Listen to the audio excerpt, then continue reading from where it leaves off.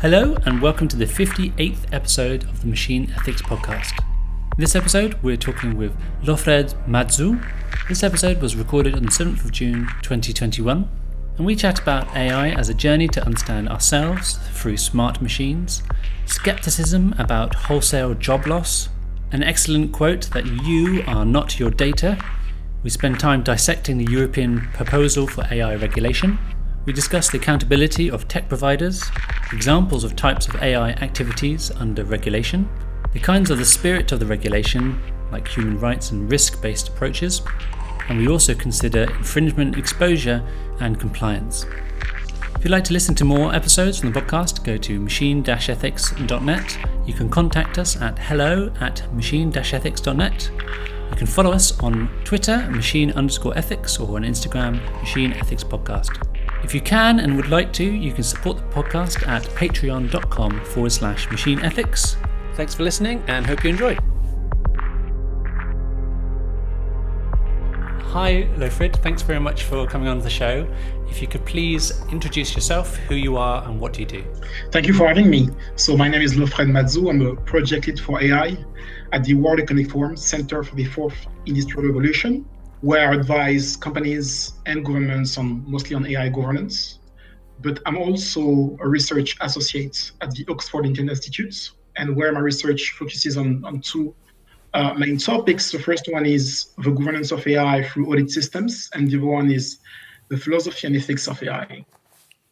Awesome. So you come to the right place. This is the Machine Ethics Podcast. We love all those topics, and it's all kind of, it almost feels like it's kicked off again recently, because we've had this conversation in the EU around this new proposal for the AI regulation, and we'll briefly get onto that in a second. So I'm kind of sidestepping that. And the first question we always ask on the podcast, which is, to you, what is AI?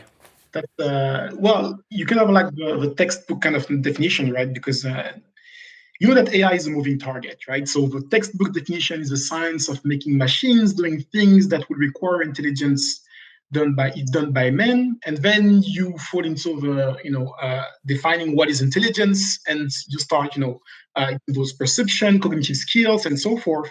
But it's really hard to come down to a very definitive definition. Sorry. So it means that intelligence is still really hard to fully define. Let's just say that it's a beautiful journey to understand ourselves through the development of smart machines. That's really nice. I always feel like, I mean, certainly with the ethics side of things, it is a reflection of us and how we feel about it, and part of the things that we make reflecting back on us, especially when it comes down to bias and things like that, as we might talk about later. Why did you get into this in the first place? What was kind of the thing that piqued your interest, coming from the background? You were interested in law and philosophy, and then bridging into AI and that topic. The long story short is, back in 2012, 2013, I was just graduating from my first master's degree in international relations. And at that time, I was interested in the impact of technology on society and democratic processes. Long story short, I started working in civic tech and joined the civic tech movement. A few months later, I realized that I need further training and applied for MSc in data science and philosophy at the University of Oxford.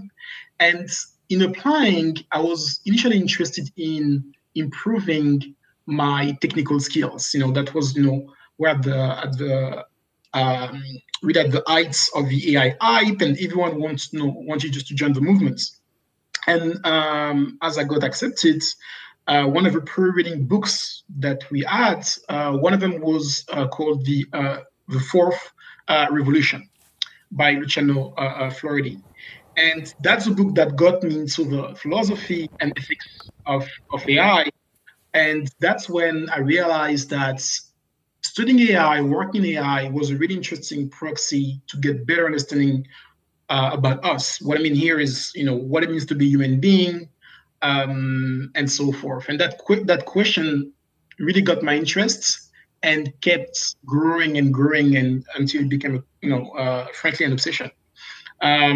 So after graduating, I started working on the AI governance space first for French governments and now for World Economic Forum. But that philosophical question has remained there and has been the biggest drive for me ever since.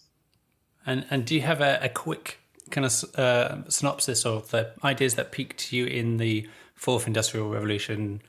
Ultimately, what got me in is, that big claim that you can somehow reproduce human expertise and automate that expertise. And I think that claim is a very, very big claim. But that it has been there for the last 70 years or so, throughout like the different paradigm shifts in the AI field, from symbolic AI all the way to machine learning. And even though I'm still a bit skeptical about that claim, I think it's a very, very powerful question: to what extent you can capture human expertise into machines, and what does it say about us?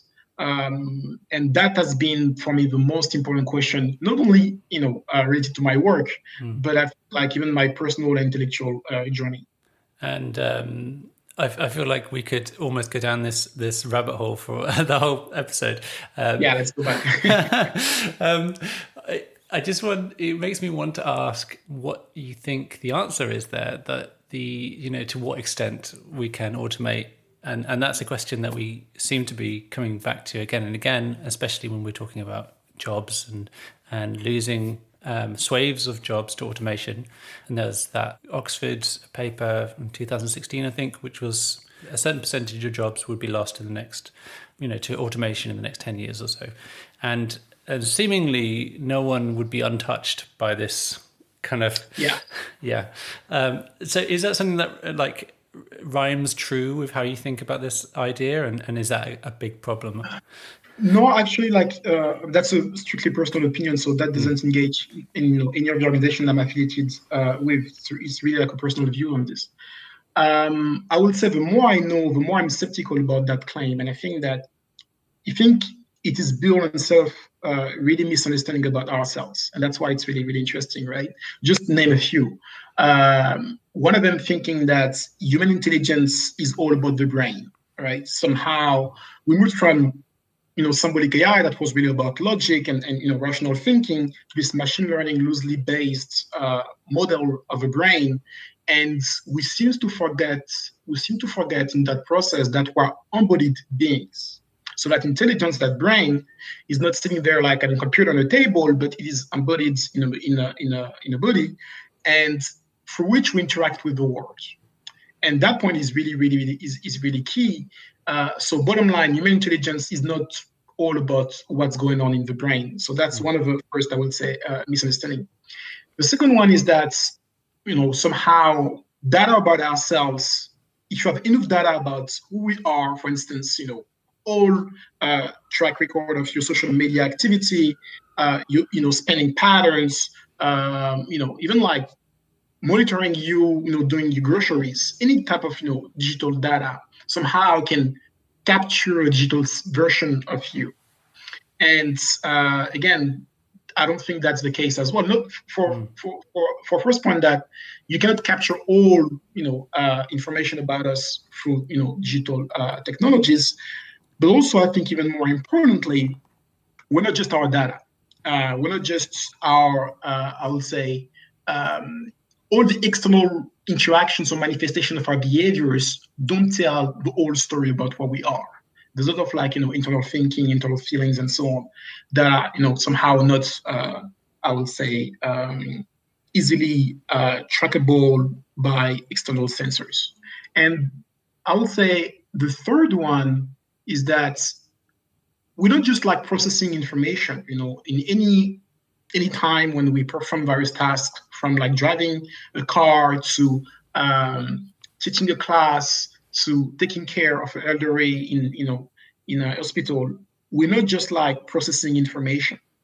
We exercise judgment. And your ability to exercise judgment is not just like some logical assessment based on the facts that you have about a situation, but it requires you to take a stand. And taking a stand brings a very specific perspective on the situation it's linked, based on your experience and also the social and cultural backgrounds in which you were raised, and all that word from your social background, your expertise, your experience, the social settings in which you interact, and the tasks you perform are intertwined, deeply intertwined and linked. So it's really hard to decouple them and reduce your expertise to, again, your soul, like human body and mind. I feel like we need on a billboard where you said, "You are not your data," like a really big, like exactly. You're not your data. Yeah, that would be a good motto. Yeah. Yeah. That's really great. Thank you for that. I feel like it's something that chimes with me, right? And I think you pulled out some of the points which people are frightened about, being able to be reduced to data, and maybe feeling that they are useless or less useful. But we are always human, and that's different, and we all have these different capabilities. So let's bridge this void. Yeah. And I'm really keen to kind of discuss why you think it is apt or the right time to see some legislation, and then maybe have some ideas about the planned legislation of the EU on AI that's come into light. That's a good question. I think, like, for broader context for some of our listeners here, is that the European Commission has proposed a new regulation on AI in April that is going to be discussed at the Parliament and in all likelihood being adopted within the next 2 years. That's part of a broader trend of AI regulation and policies being put out there by various policymakers across jurisdictions. So the first question is really, why now? And to understand that, we need to look at what happened and what led to that. Long story short, I would say whether AI has made, and here I'm talking about the dominant paradigm, machine learning, has made tremendous progress during the last decade or so. This has led, AI from lab to the industry, and you have various, applications building primarily on computer vision and natural language processing that have empowered business applications across industries. Bottom line, AI adoption has taken off in various industries and starting to have effects on people's lives, all the way from access to credits to healthcare to a recruiting app and so forth, and social media and so on, right? And these effects have been, to a large extent, beneficial to the consumers and the various actors, interacting with AI systems, but also creating various governance challenges, right, and issues, from bias to explainability to privacy, because we know that these systems are really data hungry. So big progress, fast progress, greater adoption, great benefits, but also some downsides and policy issues that needs to be addressed. So that's a very normal process. It's a bit, for people who have been paying attention, actually, some people have been calling for regulation for quite a long time, and it's coming now. But again, it's a very a classic process. Mm-hmm. So that's the first part. The second part is what I think about that regulation. I think it's a very sensible regulation. I think, again, the timing is good and sensible in two key aspects. The first one is the risk-based approach. And we were getting into the technical details, but one thing you need to understand when we are discussing learning systems is that these systems are evolving with data and use. So it creates a whole set of issues that, again, briefly touched upon, that are really context dependent. Giving you a concrete example, if you use facial recognition technology to board a plane as a means to access the plane, or use it for law enforcement investigation, actually I have a project on facial recognition, that's why I'm using that example, it brings very different set of benefits and risks. So if you want to govern or address some of the challenges or governance challenges, risks in any of these two use cases, you have to have a very contextual approach. Hence the risk-based approach, looking at how risk manifests in specific applications and addressing this risk in a very contextual manner. So that's the the good one. That's a very important point. The second point I want to stress about that regulation is the key role that it places on technology providers. So in terms of liability, there are primary liable actors concerned by the regulation, even though there are instances and, again, use cases in which tech users will have some liabilities and requirements to fulfill, but it really insists on the accountability of tech providers, which I think is critical considering the reach in our economy now. Definitely, and I think it seems illogical that there maybe wasn't this strong focus on the responsibility or the accountability of actors in producing things, and it's been kind of a kind of strange kind of deference to, the system has done this thing or the system says no, or and I always thought that there was a bizarre case that had come about, which was probably the result of like bad design or bad practices within industry, rather than something that we actually anything which was ever sensible in that frame. So I'm really pleased that there is a focus on, we are producing this service and product and we are accountable for the delivery of this product. Makes sense. That's how the world works generally. But there's also this risk-based approach. I feel like, is it not like a context-specific approach? Because risk-based, because you have like 4 levels of risk. The first one is what they call an acceptable risk, and that's these applications are probably going to be banned. And here I'm thinking about the example that they're giving in the legislation on the proposal is social credit scoring, which is legal in over part of the world, but the EU wants to make it clear that this won't be possible within the EU and in relation to EU citizens. The second, then you have like I think, which is called like high risk applications. I'm trying to rethink because high risk applications, and high risk applications, there you have like various additional requirements. Bottom line, you can classify the high risk applications in 2 set of applications. Anything that may affect citizens or consumers' rights, access the right to access various benefits or services. Think about recruiting access to employment, but also access to healthcare, access to education, and so on. So all these applications that may have fundamental effects on people's life chances, their ability to move across society, and their fundamental rights are subject to these additional requirements. And then on the other side, you have what we call critical infrastructures, right? So in these critical infrastructures, think about like nuclear plants, think about AI systems for hospitals. Anything that may have a critical importance for society or for various sectors are going to fall under this classification. And then you have limited risk. So they will be subject to minimal transparency obligations. And here, take the example of chatbots. And finally, you have minimal risk applications. They won't face any additional provision. Here, a good example is spam filters. So you have that's why I was using the term categories of risk, because that's how it was designed. And depending on the level of risk of your application, you're going to face increased requirements until the highest level where it will be simply banned because deemed as unacceptable risk.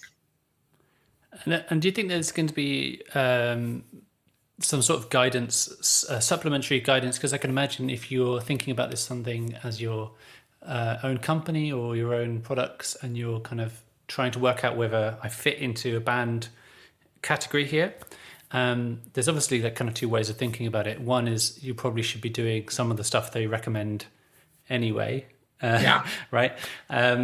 And then there's also like, making sure that you understand where your product lives in that categorization. So do you think there would be a larger portion of examples of kind of types of activity almost? Definitely. So one thing I think is really, really to have in mind is that that's a first draft. So it's likely to evolve across time and as it's going through the parliament. So that list of what are the defining the applications that are deemed high risk, minimal risk, unacceptable risk is likely to evolve, through the democratic process. So that's really something to have in mind. The second thing is, as we get more information about the AI systems that have been deployed, it's likely as well, based on feedback and insight we gather across industries, to have again an evolution on that list, and also. And because as we get more insight into, I don't know, like AI systems being used in healthcare or other industries, again, that list is likely to evolve. What I would always advise to companies, the temptation is to try to have like a really arithmetic assessment of your regulatory exposure, looking at what your system does, what is the industry and vertical within which you operate, what is the likelihood to be somehow caught by the regulation. That's a sensible approach, and I wouldn't oppose that.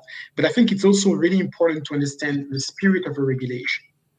Try to grasp what the regulators are trying to achieve here, and take appropriate step, to build a system that are similar or in accordance with that spirit, which is really this human rights centric approach. Again, I can further elaborate on this, but that's also key advice. Don't just cut on the lists, because that's going to evolve, and don't try to have just like a simple arithmetic assessment of regulatory obligations, because that's going to evolve as well. Especially if you through like jurisprudence, but also as said, as we gain more information about the impact of AI systems across various industries. Yeah, that's a really good idea, because obviously that you can do that today. You can assess kind of how you affect norms and rights, as opposed to fitting into this categorization, which may change. And there might be new categories applied. It's all kind of in flux, I guess. There's a really interesting part of the proposal, which is a kind of a devil's advocate question here. They've left out a provision for governmental arms and things like that. So is there kind of a worry that it's almost like we are subjected to this overarching policy, which maybe the government isn't subjected to, or is that kind of much a pessimistic view of?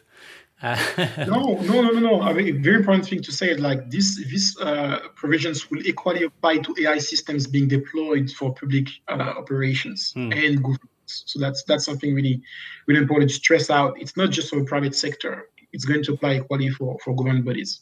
Okay, cool. Maybe I misinterpreted. I think it was maybe warfare was exempt, but again, yeah, that's some like minor and then we can look at the details of it. But mostly that risk-based approach. That's what I want to stress out. There may be specific governments, I would say, not operations, but yeah, there might be like some areas where we have a difference, or distinctive regulatory approach, but overall, the risk-based approach equally applies in the public and private sector. Yeah. Okay. Cool.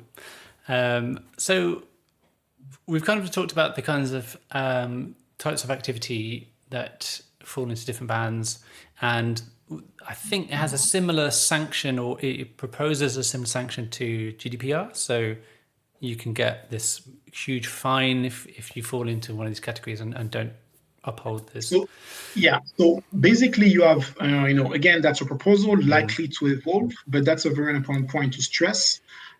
You expose yourself to various penalties for infringements, but keep in mind that these penalties apply, again, they vary depending on the type of infringement. I'm going to give you a concrete example. You expose yourself up to 30 million or 6% of the total worldwide annual turnover of a preceding financial year for infringements on prohibited practices or non-compliance related to requirements on data. So, all the requirements, related to data expose you to that, 30 million or 6%.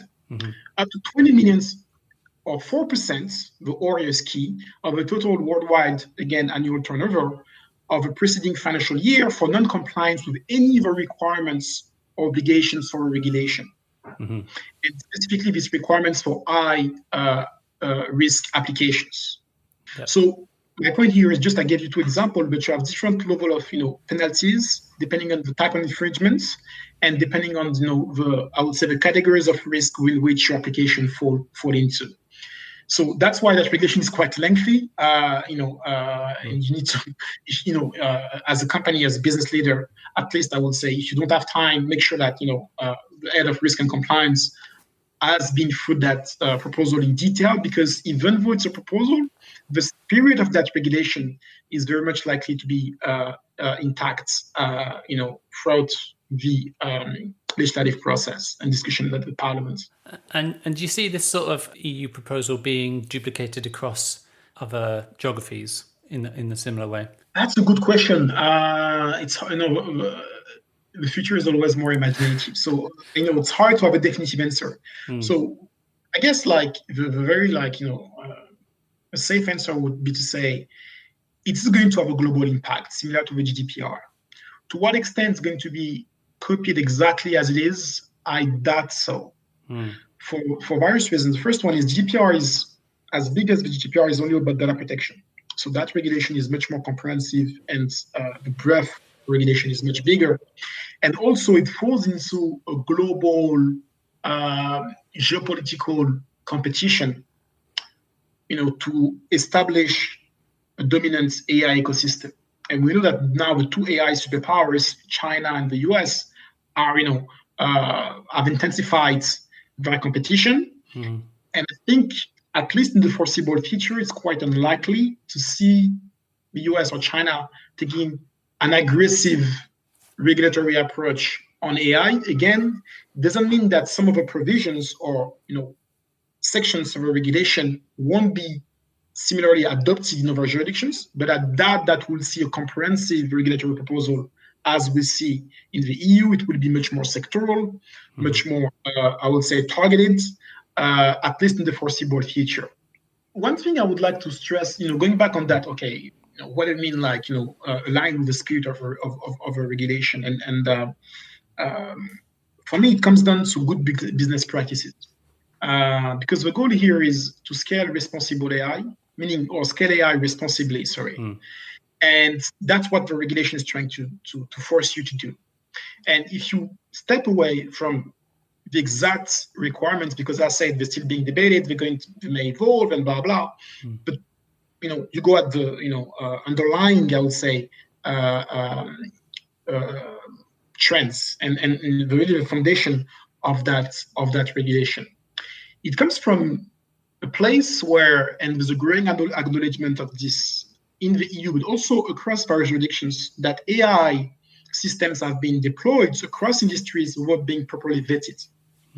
Very simply is that in some instances, we observed some, bad outcomes because of some reckless deployments, or at least not thoughtful enough. I wouldn't say reckless to not thoughtful enough. And it means that you need to build the appropriate governance processes to make sure that your system before going live is appropriately vetted. So again, what does it imply? It implies three core things. The first one is you need to document the lineage of your model and your system, more broadly. You need to know what training data, came into its design. What was the definition of success? What were the stakeholders involved in that design process? And you need to document all the stages of that design process. So that's really, really important to keep track of this, and at every level in a very granular, I would say, fashion. The second one is you need to really think carefully about your performance metric. Now, in the industry, we tend to assess the performance of models based on benchmark data sets. So put very simply, you have any task in computer vision or NLP, you find the benchmark data sets that fits your task, and you train your model on this. Once you pass a certain threshold, you kind of go live. The world being always more messy and complicated than the laboratory conditions, your model starts to mess up and some are like, adverse effects. So even if it's really well trained, as I said, it involves data in use. So you're likely to face things like data drifts, increased biases, and so on, right? So from the very beginning, you need to anticipate whatever risks that you make, your model may face as it's being deployed on the ground. And this often requires a broader definition of performance, which enables you to include other stakeholders' perspectives, consumer, vulnerable communities, civil society, and so on. And as you do this, risk mapping comprehensively and can be done effectively, comprehensively doesn't mean slow, really, really important. You get a better sense of what your model can and cannot do, and what can you expect in terms of risk mitigation, and build the right mitigation processes. The last piece is monitoring the behavior of your model while in operation. As I said, learning systems are dynamic systems, and they evolve data and use. So even if you well-intentioned, the better thought-through model is likely to come short in many instances. So you need to monitor its behavior so as to be able to reestablish consistency with the intended use and requirements that you introduced in the first place as the system is being rolled out and used in the market. So again, document the lineage, thoughtful and comprehensive risk mitigation strategies in place through a multi-stakeholder process to map out what are these risks in the first place, and finally monitoring the behavior of your model. Whatever will be the final regulation, whatever will be the final requirements, if you do these three things, likelihood is you will be much closer to compliance, but more broadly, you will build trust with various stakeholders, consumer, citizens, and regulators. Yeah, definitely. And I think those three things kind of really maximize kind of what you can achieve in a normal data science process. If you're already doing a certain amount of documentation, you can increase that and you can put in the right things. If you're already doing risk management, then you can work this. It's not exactly. There's not loads of stuff which is kind of too alien in. Exactly. Yeah. Do you think there's? I'm going to ask this question again because I was going to ask two questions, kind of fighting in my brain. If you were a small company, it sounds almost like a monolithic task. Obviously, you can hire people like myself to come and help you with this process. So a bit of a naughty plug there. And there's other people like myself and companies that can help you out. But if you wanted to go through this process,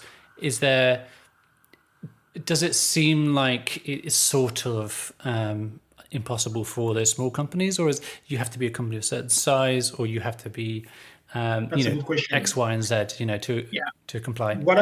That's a good question. So what is the costs of implementing these processes?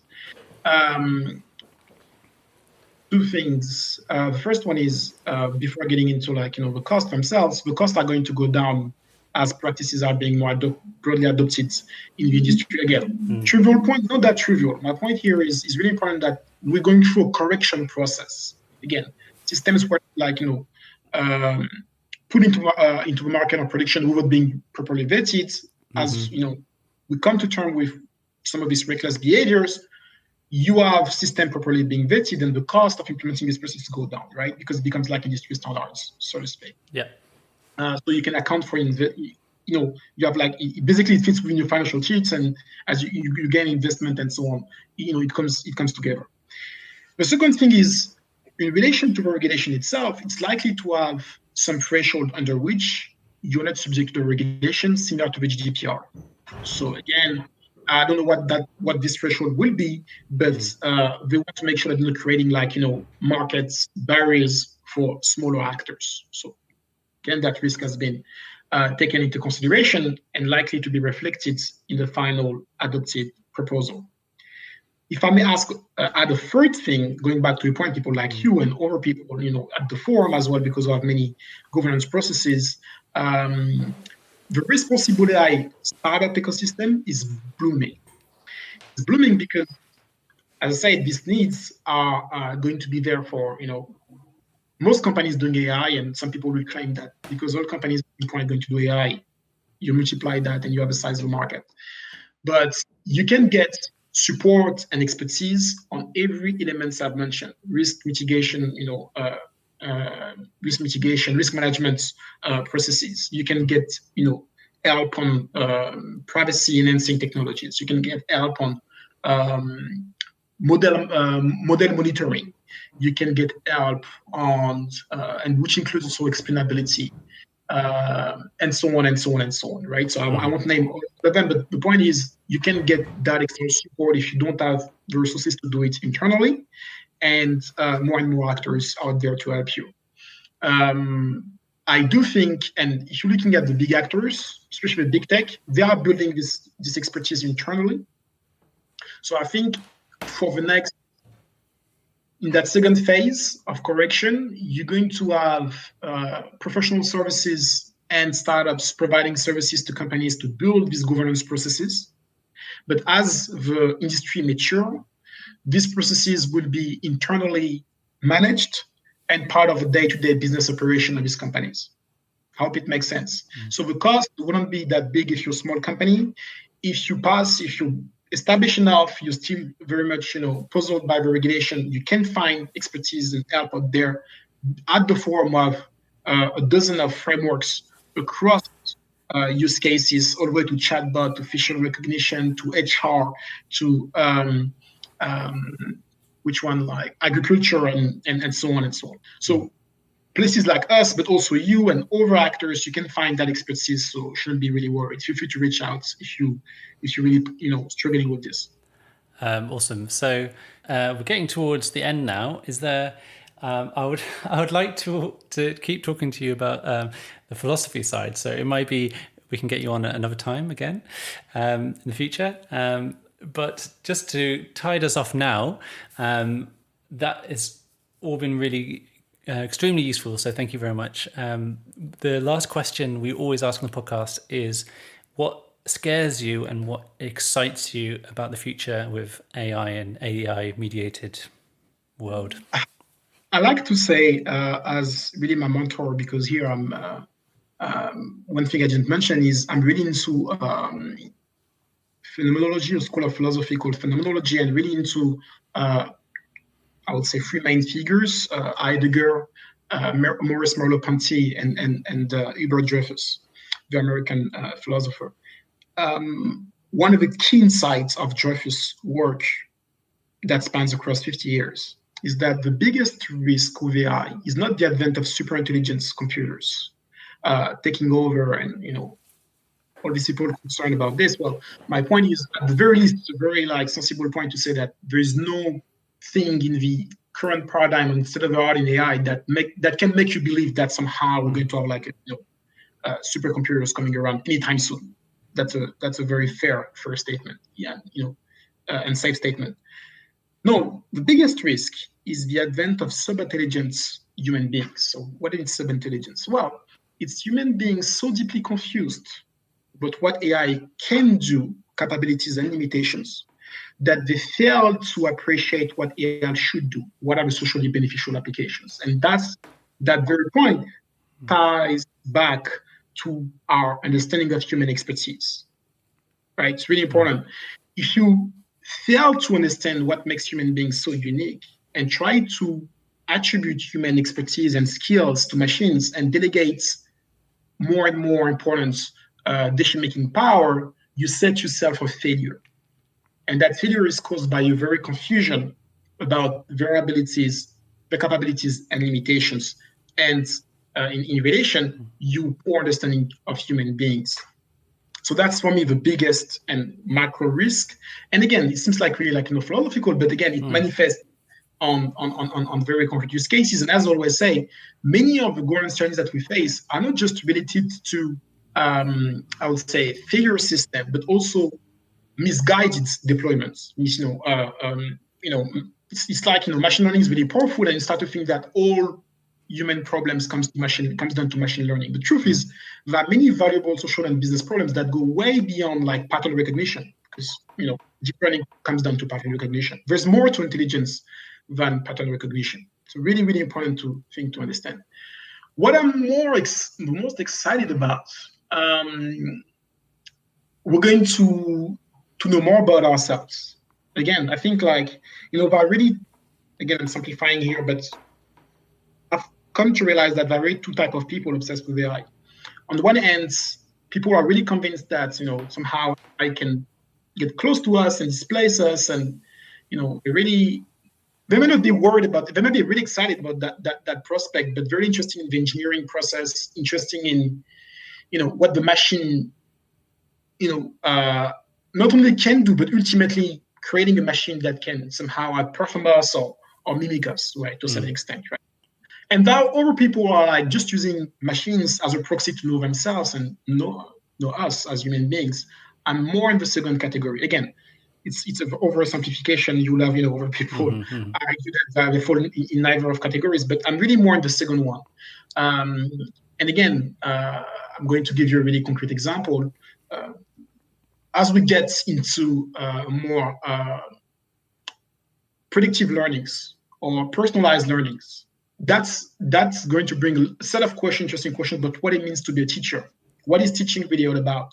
To what extent can you really personalize learning?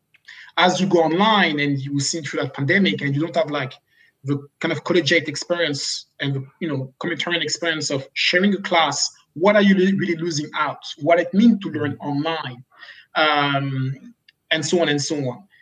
And that's extremely, extremely, interesting.